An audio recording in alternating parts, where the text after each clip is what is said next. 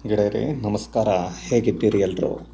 ಗೆಳೆಯರೇ, ಕೆಲವೊಮ್ಮೆ ಕೆಲವರನ್ನು ನೋಡಿದರೆ ಅಯ್ಯೋ ಪಾಪ ಅನಿಸುತ್ತೆ. ಆದರೆ ಏನು ಮಾಡೋದು ಹೇಳಿ, ಮಾಡಿದ್ದುಣ್ಣ ಮಾರಾಯ ಅನ್ನೋ ಗಾದೆಯ ಹಾಗೆ ಕೆಲವರು ಮಾಡಿದ್ದನ್ನು ಅನುಭವಿಸಲೇಬೇಕಲ್ಲ. ನಾವೇನಾದರೂ ಜೀವನದ ಪಾಠ ಹೇಳ್ತಿದ್ದೀನಿ ಅಂತ ಅಂದ್ಕೊಳ್ಬೇಡಿ. ಇದು ಜೀವನದ ಪಾಠ ಅಲ್ಲ, ಇದು ರಾಜಕೀಯದಲ್ಲಿ ಹಠಕ್ಕೆ ಬಿದ್ದು ಚಟ ತೀರಿಸಿಕೊಂಡವರ ಕತೆ, ಹಾಗೇನೆ ವ್ಯತೆ. ಹಾಗಾದರೆ ಆ ಕತೆ ಏನು ನೋಡ್ಕೊಂಡು ಬರೋಣ ಬನ್ನಿ. ನಾನು ಹೇಳಲು ಹೊರಟಿರೋದು ಕಾಂಗ್ರೆಸ್ನ ಯುವರಾಜ, ಎಲ್ಲರ ಪ್ರೀತಿಯ ಪಪ್ಪು ಎಂದೇ ಕರೆಸಿಕೊಳ್ತಕ್ಕಂತಹ ರಾಹುಲ್ ಗಾಂಧಿ ಅವರ ಕತೆ. ಯಾಕೆಂದರೆ ಅದರಲ್ಲೂ ಕರ್ನಾಟಕದಲ್ಲಿ ಕಾಂಗ್ರೆಸ್ಸಿಗರು ಅವರನ್ನು ಹೇಗೆ ರಾಜಕೀಯವಾಗಿ ಮುಗಿಸಲು ಹೊರಟಿದ್ದಾರೆ ಅನ್ನೋದನ್ನು ನೋಡಲೇಬೇಕು. ಪಾಪ ರಾಹುಲ್ ಗಾಂಧಿ 53 ವರ್ಷ ಆದರೂ ನಾನು ಯೂತು ಅಂತ ಅಂದ್ಕೊಂಡು ಹೇಳ್ಕೊಂಡು ಓಡಾಡ್ತಾ ಇದ್ದಾರೆ. ಅದರಲ್ಲೂ ಅವರ ಭಾರತ್ ಜೋಡೋ ಯಾತ್ರೆಯ ಸಮಯದಲ್ಲಿ ನನಗಿನ್ನೂ ವಯಸ್ಸಾಗಿಲ್ಲ ಅಂತ ತೋರಿಸ್ಕೊಳ್ಳೋದಕ್ಕೆ ಓಡಿದ್ದೇನು, ನಡೆದಿದ್ದೇನು, ಇದೆಲ್ಲವನ್ನು ನೋಡಿದರೆ ನಗಬೇಕೋ ಅಳಬೇಕೋ ಗೊತ್ತಿಲ್ಲ. ಹಾಗೆ ನನಗೆ ಇನ್ನೊಂದು ವಿಷಯ ನೆನಪಾಗುತ್ತೆ ರೀ. ಈ ರಾಹುಲ್ ಗಾಂಧಿ 53 ವರ್ಷ ಆದರೂ ಯೂತ್ ಆದರೆ ಪಾಪ 35, 36, 37, 38 ವರ್ಷ ಇದ್ದಾರಲ್ಲ, ಈ ವಯಸ್ಸಿನವರು ಹಾಗಾದರೆ ಏನು ಅನ್ನೋದೇ ಕೆಲವೊಮ್ಮೆ ನನಗೆ ಬರ್ತಕ್ಕಂತಹ ಅನುಮಾನ. ಹಾಗೆಯೇ ನಾವು ಈಗ ಮೊನ್ನೆಯಷ್ಟೇ ನೋಡ್ತಾ ಇದ್ವಿ, ರಾಹುಲ್ ಗಾಂಧಿಯವರು ಮಂಡ್ಯಕ್ಕೆ ಬಂದರು, ಹಾಗೆಯೇ ಮಂಡ್ಯದಿಂದ ಕೋಲಾರಕ್ಕೆ ಹೋದರು. ಈ ಎಲ್ಲ ಕಡೆ ಹೋದಾಗ ನನಗೆ ಒಂದು ಅನಿಸಿತ್ತು, ಅದೇನು ಅಂದರೆ ರಾಹುಲ್ ಗಾಂಧಿಯವರು ಇಲ್ಲಿ CM ಯಾರು, DCM ಯಾರು, ಆಮೇಲೆ ಇದು ನನಗೆ ಗೊತ್ತಿರೋ ಹಾಗೆ ಅವರ ಪಾರ್ಟಿಯ ಪ್ರೆಸಿಡೆಂಟ್ ಯಾರು ಕರ್ನಾಟಕ ಸ್ಟೇಟಲ್ಲಿ, ಇದೇ ಗೊತ್ತಿದೆಯೋ ಇಲ್ವೋ ನನಗೆ ಅನುಮಾನ ಇದೆ.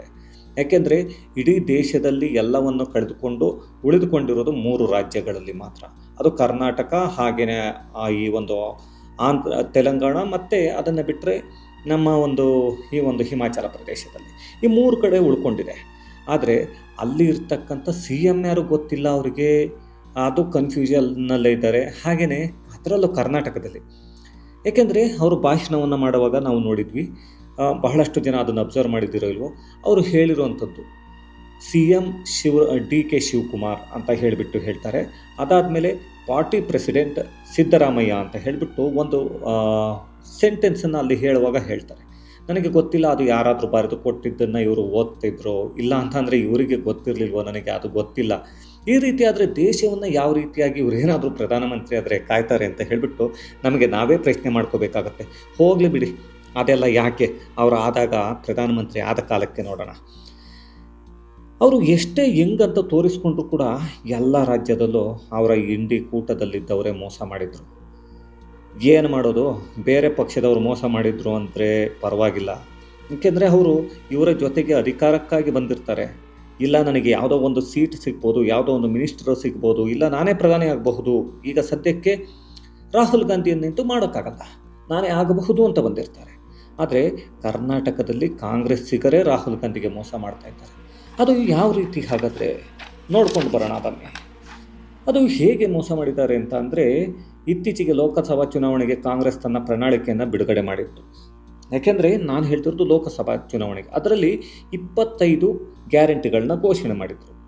ಆದರೆ ಕರ್ನಾಟಕದಲ್ಲಿ ಲೋಕಸಭಾ ಚುನಾವಣೆಯ ಪ್ರಣಾಳಿಕೆ ಏನಿದೆ, ವಿಷಯಗಳನ್ನೇ ಜನರಿಗೆ ತಿಳಿಸದೆ, ಅಂದರೆ ಅದ್ರ ಬಗ್ಗೆ ವಿಷಯನೇ ಹೇಳ್ತಾ ಇಲ್ಲ. ಆ ಲೋಕಸಭೆಗೆ ಅವರು ಏನು 25 ಗ್ಯಾರಂಟಿಗಳನ್ನ ಕೊಟ್ಟಿದ್ದಾರೆ ಅದನ್ನು ಹೇಳದೆ ರಾಹುಲ್ ಗಾಂಧಿಯವರು ತೊಗೊಂಡು ಬಂದಿರತಕ್ಕಂಥ 25 ಗ್ಯಾರಂಟಿಗಳನ್ನ ಹೇಳದೆ ರಾಹುಲ್ ಗಾಂಧಿಗೆ ಮೋಸವನ್ನು ಮಾಡ್ತಾ ಇದ್ದಾರೆ.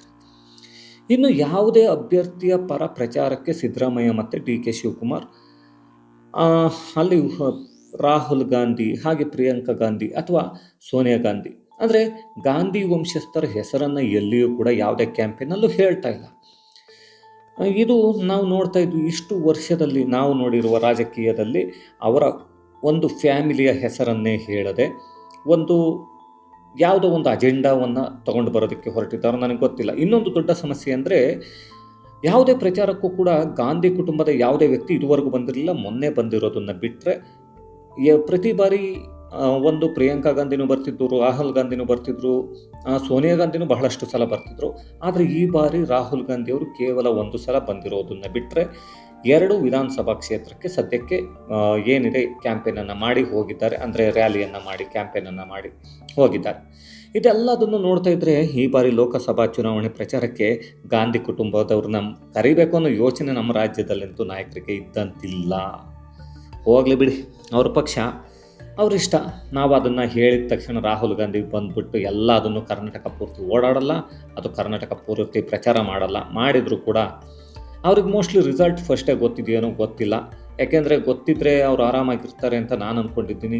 ಅವರು ಪರವಾಗೇ ಇರಬಹುದು, ಇಲ್ಲ ಅವರು ವಿರುದ್ಧವಾಗಿರ್ಬೋದು, ನನಗೆ ಅದು ಗೊತ್ತಿಲ್ಲ.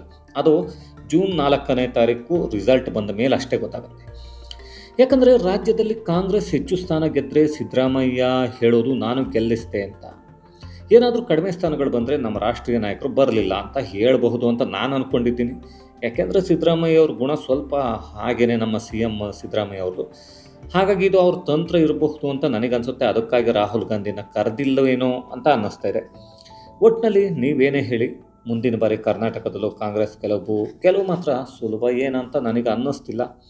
ಯಾಕಂದರೆ ಒಮ್ಮೆ ಹೊರಗಿನ ಪ್ರಪಂಚವನ್ನು ನೋಡಿ. ಯಾಕೆಂದರೆ ಈಗಾಗಲೇ ನಾವು ನೋಡಿದ್ವಿ, ಕೇರಳ ಒಂದು ರಾಜ್ಯ ಏನಿದೆ, ಕೇರಳದಲ್ಲಿ ಇರುವಂತಹವರು ಬಹಳಷ್ಟು ಶ್ರೀಮಂತರಾಗಿ ಇದ್ದಾರೆ, ಅಗರ್ಭ ಶ್ರೀಮಂತರಾಗಿ ನಾನು ನೋಡಿದ ಹಾಗೆ ಇದ್ದಾರೆ, ಅಂದರೆ ಅಲ್ಲಿನ ಜನರು.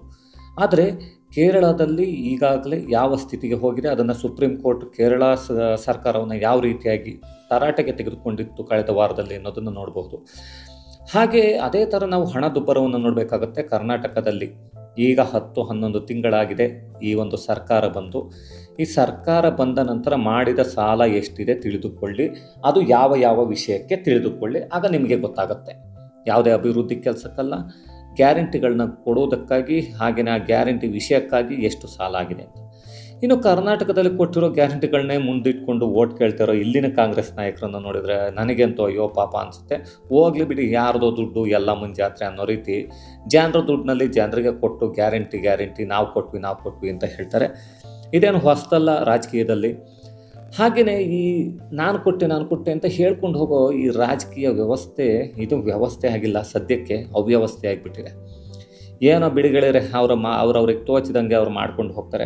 ಆದರೆ ಕೊನೆಗೆ ನನಗನ್ಸಿದ್ದೇನೆಂದರೆ, ಇಲ್ಲಿಗೆ ಯಾರು ಈಗ ಅಲ್ಲಿನ ಕೇಂದ್ರ ನಾಯಕರು BJP ಪರವಾಗಿ ಏನು ಬರ್ತಾ ಇದ್ದಾರೆ, ಈ ಒಂದು ಮೋದಿ ಆದ ನಂತರ ಅಮಿತ್ ಶಾ ಆದ ನಂತರ ನಡ್ಡಾ, ಹಾಗೆಯೇ ನಡ್ಡಾ ಅವರು ಬರ್ತಿರೋದು. ಹಾಗೆ ಚಿತ್ರದುರ್ಗಕ್ಕೆ ಸ್ಪೆಷಲ್ಲಾಗಿ ಉತ್ತರ ಪ್ರದೇಶದ ಮುಖ್ಯಮಂತ್ರಿಗಳಾದಂತಹ ಯೋಗಿ ಆದಿತ್ಯನಾಥ್ ಅವರು ಬರ್ತಿರೋದು. ಇದೆಲ್ಲವನ್ನು ನೋಡ್ತಿದ್ರೆ BJP ಒಂದು ರಣತಂತ್ರವನ್ನೇ ಹೆಣೀತಾ ಇದೆ ಅಂತಲೇ ಹೇಳಬಹುದು. ಏಕೆಂದರೆ ಈ ಬಾರಿ ನಾವು ಕಾಂಗ್ರೆಸ್ನಿಂದ ಈ ರೀತಿಯಾದಂತಹ ಒಂದು ನಿರೀಕ್ಷೆಯನ್ನಂತೂ ಮಾಡೋದಕ್ಕಾಗಲ್ಲ. ಯಾಕೆಂದರೆ ಕಾಂಗ್ರೆಸ್ನವರು ಈಗಾಗಲೇ ಡಿಸೈಡ್ ಮಾಡಿಬಿಟ್ಟಿದ್ದಾರೆ, ನಾವು ಬಹಳಷ್ಟು ಬರೋದೇ ಬೇಡ ಅಂತ ಹೇಳಿಬಿಟ್ಟು. ಯಾಕೆ ಅಂತ ಗೊತ್ತಿಲ್ಲ. ಅದರ ರಿಸಲ್ಟ್ನ ಏನಾದರೂ ಅವರೇ ಬರೆದುಕೊಂಡಿದ್ರೆ, ಅದು ಅವರು ಮೊದಲೇ ಹೇಳಿಬಿಟ್ರೆ ನಮಗೂ ನಾವು ಒಂದು ಸ್ವಲ್ಪ ಕೇಳಿಸ್ಕೋಬೋದು. ನಮ್ಮ ಹತ್ರ ಇರುವ ಸರ್ವೆಗಳು ಕೆಲವೊಂದು ಲೆಕ್ಕಾಚಾರಗಳನ್ನ ಹೇಳ್ತಾ ಇದೆ. ಆ ಸರ್ವೆಗಳ ವಿಷಯಗಳನ್ನ ನಾನು ಇನ್ನೊಂದೆರಡು ದಿನಗಳಲ್ಲಿ ಹೇಳ್ತೇನೆ, ಯಾವ ರೀತಿಯ ಲೆಕ್ಕಾಚಾರಗಳನ್ನ ಹೇಳ್ತಾ ಇದೆ ಅಂತ. ಅಲ್ಲಿ ಕೆಲವೊಂದು ಸರ್ವೆಗಳು ಏನು ಸಿ ವೋಟರ್ ಆಗಿರ್ಬೋದು, ABP ನ್ಯೂಸ್ ಆಗಿರ್ಬೋದು, ಬಹಳಷ್ಟು ಸರ್ವೆಗಳೇನು ಬಂದಿದೆ. ಆ ಸರ್ವೆಗಳಿಗೂ ನಮ್ಮ ಸರ್ವೆಗಳಿಗೂ ಸ್ವಲ್ಪ ಡಿಫ್ರೆನ್ಸ್ ಇದೆ. ಇಲ್ಲಿನ ಲೋಕಲ್ ಸರ್ವೆಗಳು ನೋಡೋಣ ಅದು ಯಾವ ರೀತಿಯಾಗಿದೆ ಅಂತ ಹೇಳಿಬಿಟ್ಟು ಮುಂದೆ. ಹಾಗಾಗಿ ನನಗನ್ಸಿದ್ದು ಕೇಳಿದರೆ, ಈ ರೀತಿ ನಿಜವಾಗ್ಲೂ ಇವರು ಏನು ಮಾಡೋದಕ್ಕೆ ಹೊರಟಿದ್ದಾರೋ ಗೊತ್ತಿಲ್ಲ. ಹಾಗಾಗಿ ಈ ರಾಹುಲ್ ಗಾಂಧಿಯವರ ಬಗ್ಗೆ ನಿಮಗೆ ಏನನ್ಸುತ್ತೋ ನನಗೆ ಗೊತ್ತಿಲ್ಲ. ಅದು ನನಗನ್ಸಿದ್ದು ಹೀಗೇ, ರಾಹುಲ್ ಗಾಂಧಿಯವರು ಈ ದೇಶದ ಪ್ರಧಾನಿ ಅಭ್ಯರ್ಥಿ ಆಗುವುದಕ್ಕೆ ಸರಿಯಾದ ವ್ಯಕ್ತಿನ ಅನ್ನೋದನ್ನು ಕಮೆಂಟ್ನಲ್ಲಿ ತಿಳಿಸಿ. ಹಾಗೆಯೇ ಅವರ ಬಗ್ಗೆ ನಿಮಗೆ ಏನನ್ಸುತ್ತೆ ಅಂತ ಹೇಳಿಬಿಟ್ಟು ದಯವಿಟ್ಟು ಕಮೆಂಟ್ನಲ್ಲಿ ತಿಳಿಸಿ. ಹಾಗೆಯೇ ಇದರ ಬಗ್ಗೆ ಏನೆಲ್ಲ ನಿಮಗೆ ಅನಿಸುತ್ತೆ, ಅಂದರೆ ಈ ರೀತಿಯ ಈಗಿನ ರಾಜಕಾರಣ, ಹಾಗೆ ಈಗಿನ ವ್ಯವಸ್ಥೆಗಳು, ಹಾಗೆಯೇ ಈಗ ಕರ್ನಾಟಕ ಸರ್ಕಾರ ಕೊಟ್ಟಿರ್ತಕ್ಕಂಥ ಗ್ಯಾರಂಟಿಗಳು, ಇದೆಲ್ಲದರ ಬಗ್ಗೆ ನಿಮಗೇನು ಅನಿಸುತ್ತೆ ಅನ್ನೋದನ್ನು ಕಮೆಂಟ್ನಲ್ಲಿ ತಿಳಿಸಿ. ಹಾಗೆಯೇ ಈ ಒಂದು ವಿಡಿಯೋವನ್ನು ನೋಡಿದ್ದಕ್ಕಾಗಿ ಧನ್ಯವಾದಗಳು. ಹಾಗೆಯೇ ನಮ್ಮ ಚಾನಲ್ನ ಸಬ್ಸ್ಕ್ರೈಬ್ ಮಾಡಿ, ಶೇರ್ ಮಾಡಿ, ಹಾಗೆ ಒಂದು ಲೈಕನ್ನು ಕೊಡಿ. ಯಾಕೆಂದರೆ ಮುಂದೆ ಬರುವಂತಹ ವಿಡಿಯೋಗಳು ಬಹಳಷ್ಟು ಉತ್ತಮವಾದ ವಿಡಿಯೋಗಳು ಬರಬೇಕಾಗುತ್ತೆ. ಅದನ್ನು ಮಾಡೋದಕ್ಕೆ ನಮಗೆ ಒಂದು ಎಂಕರೇಜ್ನ ಕೊಡಬೇಕು ಅಂದರೆ ಹಣವನ್ನು ಕೊಡುವ ಅವಶ್ಯಕತೆ ಇಲ್ಲ. ಕೇವಲ ಒಂದು ಲೈಕ್, ಒಂದು ಉತ್ತಮ ರೀತಿಯಾದ ಕಮೆಂಟ್, ಅಲ್ಲಿ ಏನಾದರೂ ತಪ್ಪಿದ್ದರೆ ತಪ್ಪನ್ನು ಮಾಡಿರುವುದನ್ನು ಕೂಡ ಹೇಳಿ, ಸರಿ ಇದ್ದರೆ ಇದು ಸರಿ ಇದೆ ಅನ್ನೋದನ್ನು ಕೂಡ ತಿಳಿಸ್ಕೊಡಿ ಕಮೆಂಟ್ನಲ್ಲಿ ಅಂತ ಕೇಳ್ಕೊಳ್ತಾ ಧನ್ಯವಾದಗಳು.